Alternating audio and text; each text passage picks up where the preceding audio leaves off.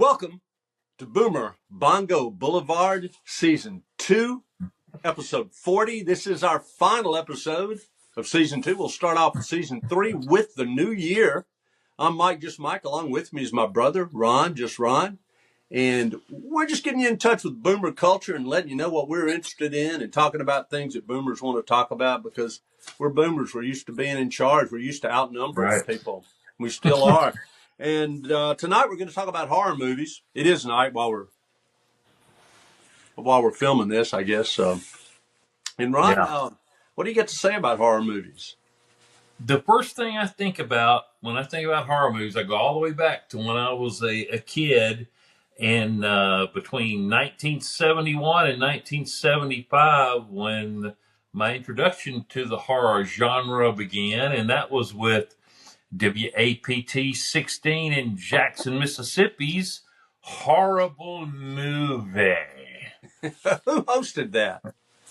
That was hosted by the inimitable Scartisha, which is spelled kind of like Patricia at the end, but Scartisha, who was played by Annette Stutzman.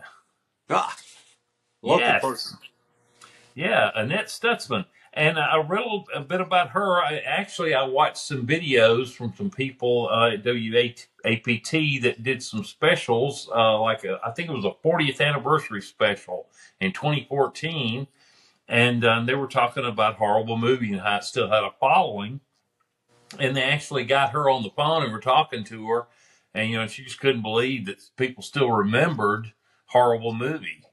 And she was talking about how she used her experience because, she was, helped put the show together and, did all the parts of it. And she parlayed that experience into having a career in TV production. And she moved to California and became like a TV, assistant production manager and stuff like that, and worked in that until she retired.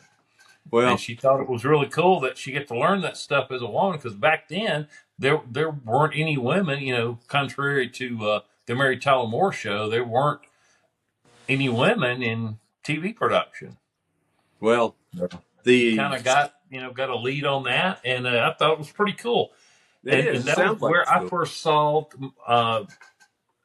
Frankenstein, and The Bride of Frankenstein was on Horrible Movie.